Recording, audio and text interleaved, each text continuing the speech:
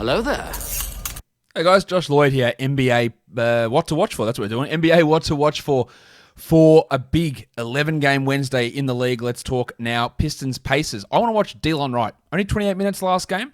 Dennis Smith cutting into some of that playing time. Concerns about what happens with other guards coming back. What is Delon's role going to be? We're still holding him for now. I'm worried as we move forward. And then Josh Jackson, who was atrocious last game. Is he going to be losing a ton? Now, Wayne Ellington has missed the last couple of games. Diallo is still out as well. Like, what happens when those guys return to Jackson's role on this team? It's still a pretty big question mark to me.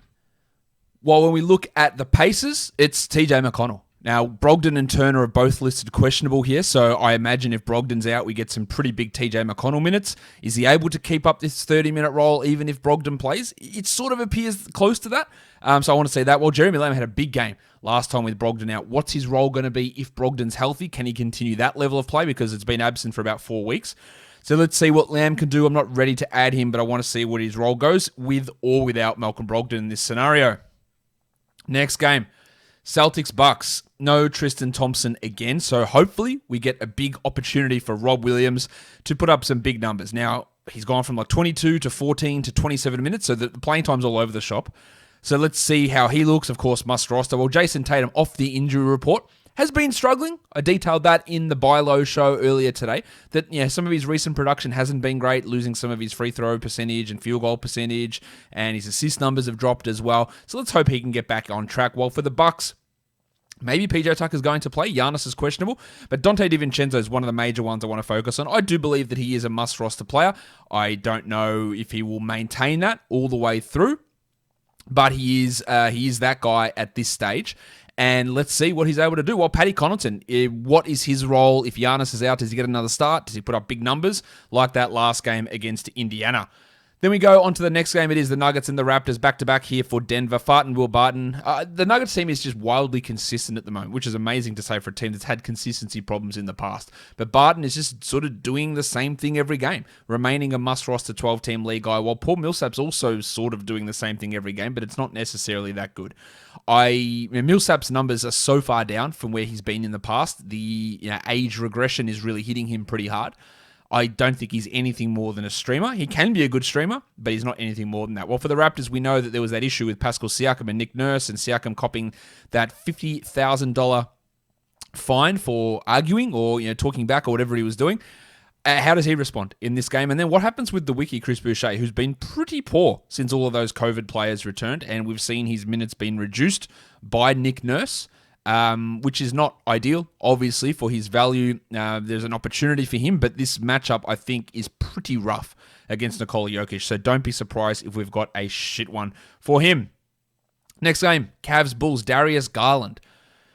I've been pretty impressed with him for most of this season. He has had some shaky moments, and when the Cavs get blown out, they do sort of limit his minutes somewhat. I don't think the Bulls are really good enough to be blowing them out necessarily, but I want to watch what Garland's able to do. I maintain that he's a must-roster player. A lot of people disagree with me, but that's fine. And I also want to watch Lamar Stevens, who's playing at a really high level. There's no Kevin Love again. There's no Taurean Prince either.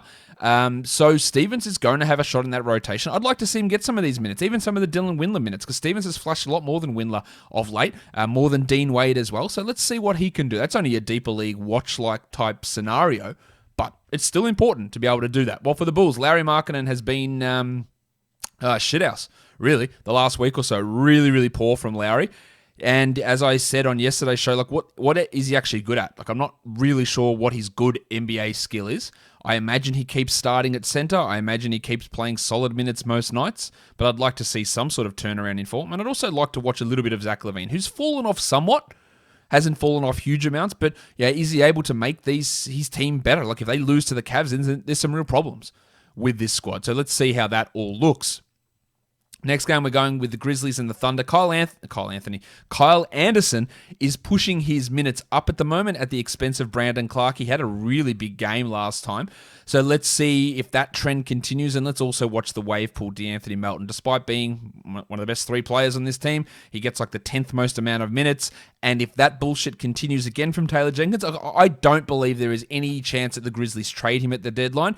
But if there's a situation where there's just no excuse for Jenkins not to play him 25 minutes, actually, there is no excuse for Jenkins not to play him 25 minutes now already.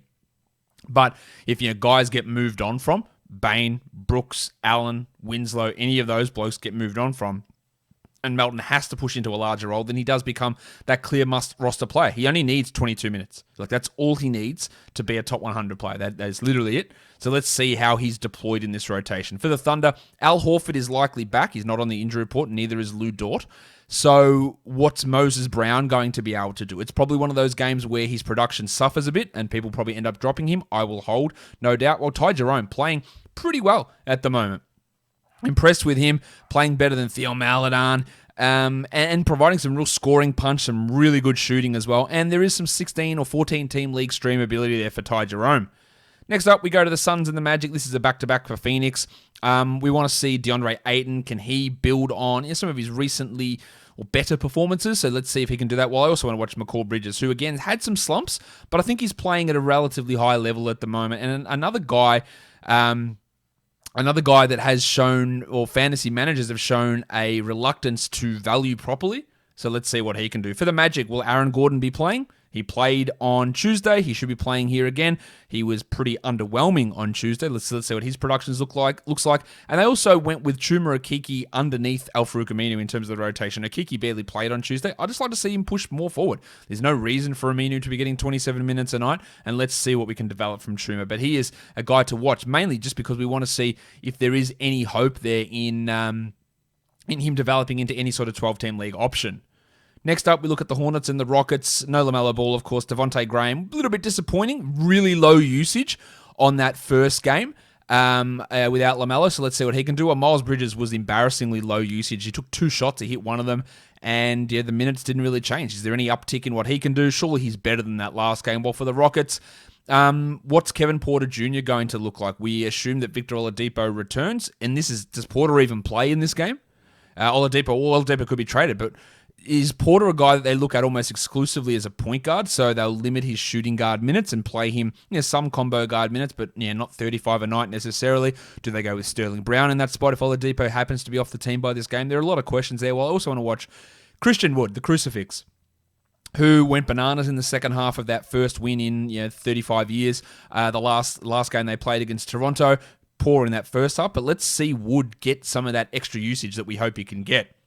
Next game we look at is the Mavs and the Wolves. Percentages.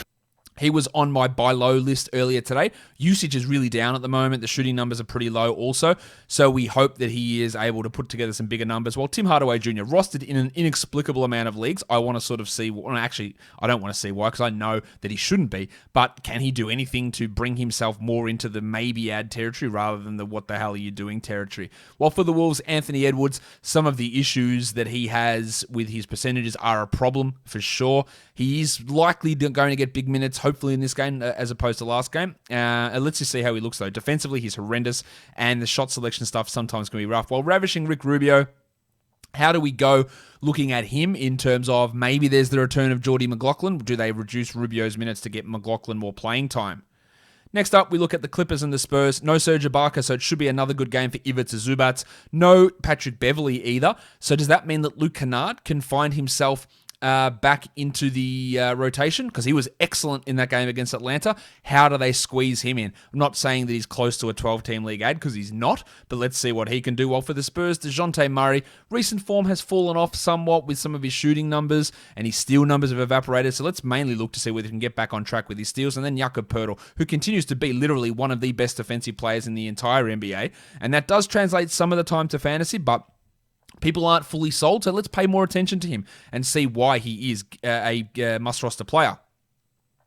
The Nets and the Jazz, the back-to-back for Brooklyn here. No Kyrie Irving will be in this one. So what does Nick Claxton do? That's always a key. How does that look with Jordan and Jeff Green? And then Tyler Johnson, who will step up into a larger role without Kyrie, but how do his minutes split compared to him and Bruce Brown? And will Harden play? Harden is playing on Tuesday, but will he play on Wednesday? We'll have to see whether anything goes down there. While for the Jazz, Joe Ingles, NBA record true shooting, like 74% he's at, which is unbelievable. He's just not missing anything. And this is a guy that in the past has been like a 75% free throw guy. Like he's at 90% there. He's 48% from three or something ridiculous like that. Can he continue on this run? Well, also Mike Conley, who's been, I think, really good, but flying a bit under the radar from his fantasy perspective. I've seen people say, I'm dropping Mike Conley for a streaming spot, which is legitimately insane. So let's see what he can do. People also think that he's just going to rest every back-to-back for the rest of the season, and I am not convinced that is the case. It might be, but I'm not convinced that we can just throw that out there as a guarantee. Last game is the Hawks and the Kings. Johnny Collins, the Baptist, he's playing at a high level at the moment. Let's hope that can continue. Really good to see his numbers start to rise. While Pants Kevin Huerter losing value with DeAndre Hunter back, with Bogdan Bogdanovic back. His last couple of games have been poor. I think he is pretty close to being in Dropsville, but let's see how it looks in this one. While for the Kings, Tyrese Halliburton went bananas last game, and there are literally still leagues out there where he is not rostered. Please amend that. He is a must-roster player. While the pencil Harrison Barnes. Barnesy!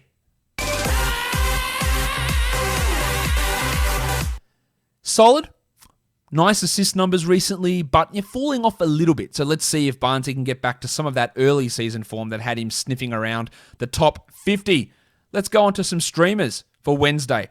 No Darius Baisley for the Thunder, so Alexei Pokusevski, Malik Monk in Charlotte is an option, Nicky Claxton in Brooklyn, Daniel House Jr. in Houston, and Isaiah Roby for the Thunder can be stream options. And then for points leagues, we're looking at Claxton, the Wild Thing, Jay Sean Tate, Malik Monk, Timothy John McConnell, and Tomas Satoransky. Guys, that'll do it for me for this What to Watch For. Thank you for watching. Thank you for interacting. Hit the like on the way out. Drop a comment as you go as well. Guys, we are done here. Thank you so much for watching, everyone. See ya.